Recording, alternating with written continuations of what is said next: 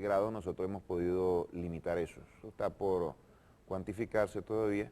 Y también el despliegue que se ha producido en materia de control ha generado cierto orden en materia de colas, de control sobre los precios en los grandes comercios, pero también tenemos que cuantificar hasta qué punto esos controles por sí solos están en capacidad de crear los equilibrios que estamos buscando nosotros. Nosotros tenemos que buscar, pero a todo costa, la normalización de la economía. Una economía estabilizada sobre la base de una menor inflación, un mayor abastecimiento y un despliegue de la producción. Son objetivos fundamentales, en líneas generales para el desarrollo de la sociedad y en un enfoque mucho más particular de cara al proceso electoral que se nos avecina al año entrante. Llegar al año entrante con altos niveles de inflación, desabastecimiento y una economía alicaída, como lo indican algunos registros económicos, será un gran desafío para la revolución. Siempre el ámbito y el clima económico y social determinan el desenlace político y nosotros como fuerza revolucionaria debemos asumir la ofensiva y eso significa ir con todos los factores controlados que inciden en la decisión del electorado. Te noto, luego lo dijiste, pero yo lo entendí así, que es un punto de quiebre. Si no resolvemos la parte económica, perdemos las elecciones parlamentarias. No me lo respondo todavía. En la búsqueda de la verdad que hemos asumido militantemente, usamos la opinión de la gente despierta, que es en definitiva la protagonista principal para poder encontrar esa verdad entre todos. Por eso es que siempre hacemos una pregunta para que la gente participe. Hoy tenemos una pregunta, a ver, ¿dónde está la pregunta? A ver, ¿cree usted que la guerra económica es parte de la injerencia estadounidense? Parece una pregunta ingenua, pero hay personas que dicen que no. Yo he leído ahí incluso artículos editoriales, opiniones serias de gente de la oposición que dicen, no, hombre, que guerra económica de los Estados Unidos, nada, eso es ineficiencia del gobierno frente a la economía, hay que cambiarlo todo, que no sé qué. ¿Qué crees tú? Yo diría que sería un enorme riesgo entrar a un año electoral en esta situación económica. Eso sin lugar a dudas erosiona el piso social y político del gobierno. Tendríamos que verlo de otra perspectiva. Con todas las calamidades económicas y los impactos sociales que esto genera, la revolución sigue siendo la principal fuerza política. Eso denota y eso proyecta una enorme fortaleza de la revolución, por una parte.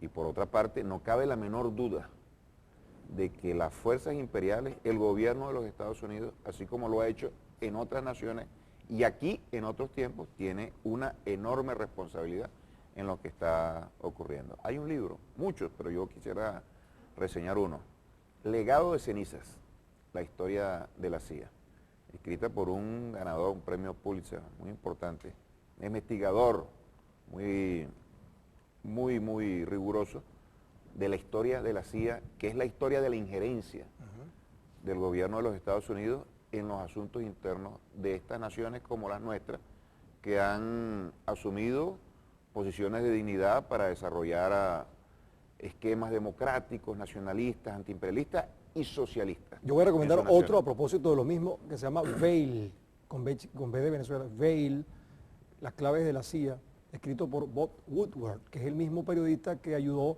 a descubrir el caso Watergate, que habla exactamente de la CIA durante el gobierno de Reagan. Es muy interesante porque tiene completa vigencia. Esto se escribió hace como 30 años. ¿Qué iba a decir? Bueno, esto es un resumen de todo lo que ha sido prontuario, de todo lo que ha hecho la CIA en nuestras naciones. Y ahí hay un listado casi interminable de operaciones encubiertas, de acciones de hostilidad, de injerencia descarada, de promoción de guerra, de actos de sabotaje y de terrorismo en contra de nuestras naciones. Y el campo económico juega un papel absolutamente esencial. Entonces, nosotros obviar la acción deliberada del gobierno de los Estados Unidos en los hechos que están ocurriendo en estos momentos sería un acto de ingenuidad y de desconocimiento profundo de la historia y de la realidad venezolana. Eso lo tenemos nosotros que asumir.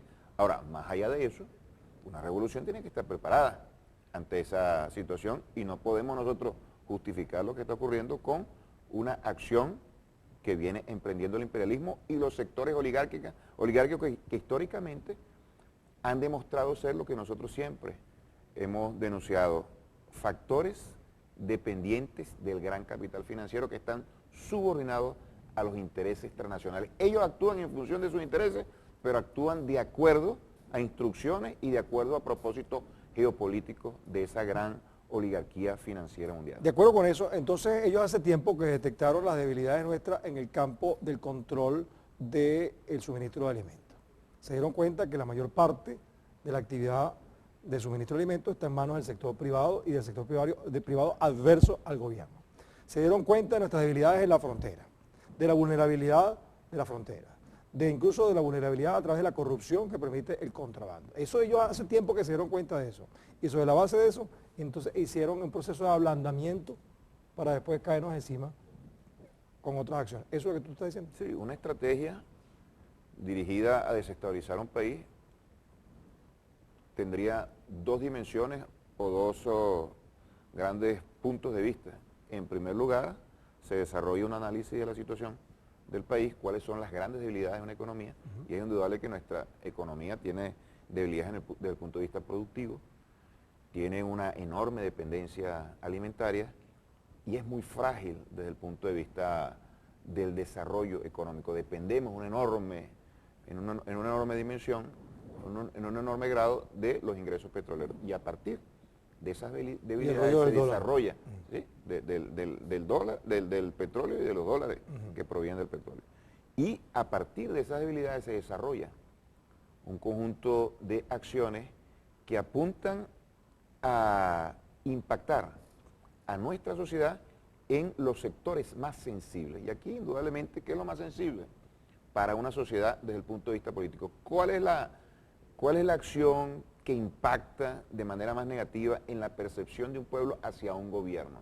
Bueno, lo que está relacionado con los ingresos de los trabajadores, el presupuesto familiar, y eso se deteriora de una manera drástica e importante con la inflación. Bueno, tratan de generar enormes niveles de especulación para incrementar los precios, y el otro elemento está la alimentación, ¿no? Entonces tú tratas de generar situaciones de desabastecimiento. Si esto es estimulado aún más por la misma situación económica desde el punto de vista estructural, dependencia, insuficiencia productiva, y adicionalmente nosotros, y cuando hablo de nosotros hablo del gobierno, con una estructura enmohecida, una estructura inservible para la revolución, desarrollamos algunas estrategias que están sustentadas en graves situaciones de ineficiencia, de inoperancia, de burocratismo y de corruptela. Por supuesto que eso es un cóctel explosivo, eso en cualquier momento puede explotarnos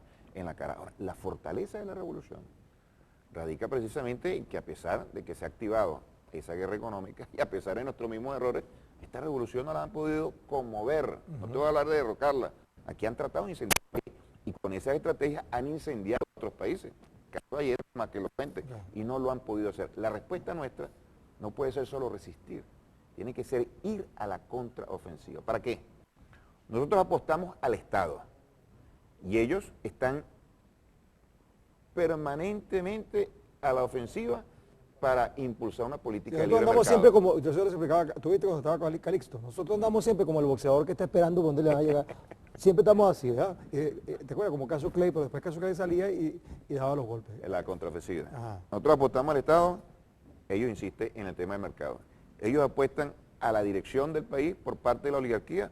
Nosotros estamos desarrollando un gran programa de participación popular en todos los ámbitos de la vida social, incluyendo la economía. Nosotros apostamos hacia una integración regional con los países latinoamericanos. Ellos están empeñados en la subordinación al imperialismo norteamericano.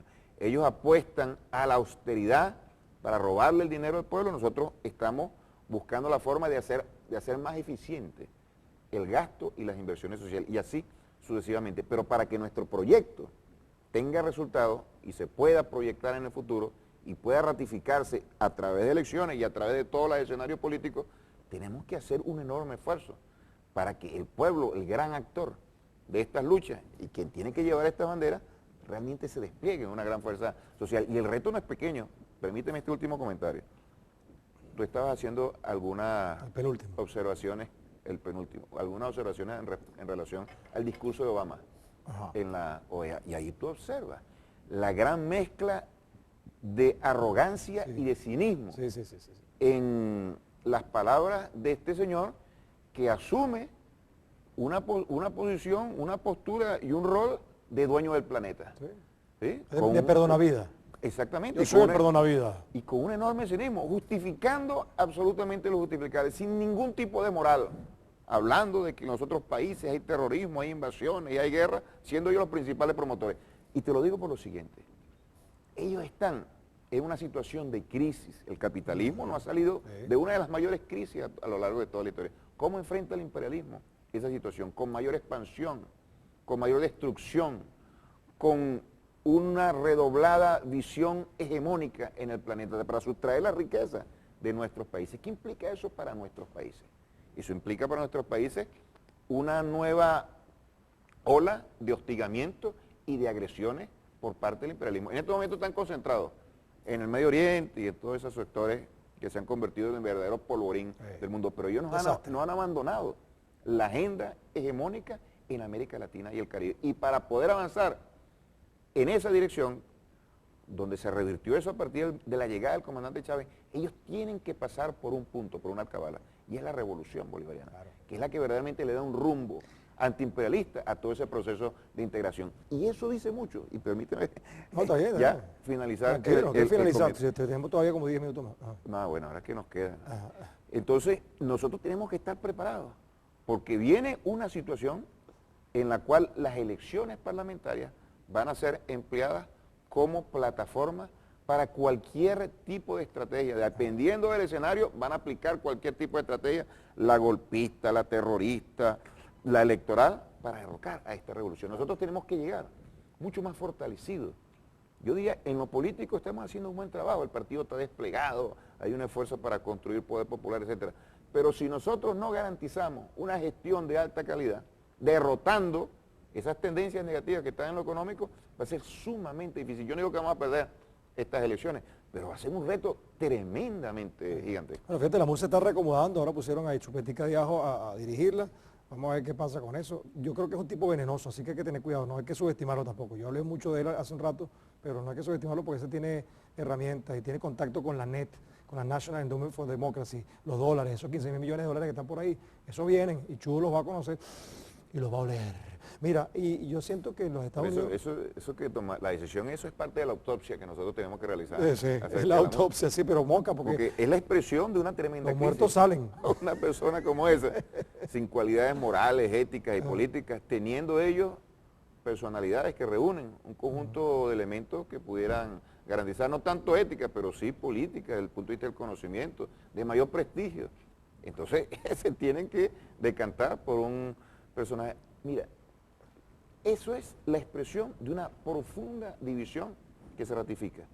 Es decir, la incapacidad de ser, exactamente, una crisis profunda. Bueno, fíjate. Pero no puede ser para nosotros el factor determinante para evaluar la coyuntura actual y los futuros. Nosotros entonces nos acostamos a dormir porque la oposición está profundamente... Ni siquiera tiene un discurso y una estrategia para hacerle oposición democrática a este gobierno. Ni siquiera tienen la fuerza de la derecha un discurso para ellos. Están, bueno, consumiéndose en las luchas internas. Para nosotros eso es maravilloso, pero eso no se va a mantener en el tiempo, sobre todo porque hay mucho dinero, que es una sustancia que los une en muchas ocasiones y sobre todo también porque son actores que actúan como peones de la embajada norteamericana y nosotros sabemos lo que ha hecho la embajada norteamericana aquí. Fue como resultado de su incidencia que ellos lograron la unidad y nosotros tenemos que reconocer que electoralmente la oposición comenzó a avanzar electoralmente cuando crearon esa plataforma unitaria. Pues, cuando tú hablabas de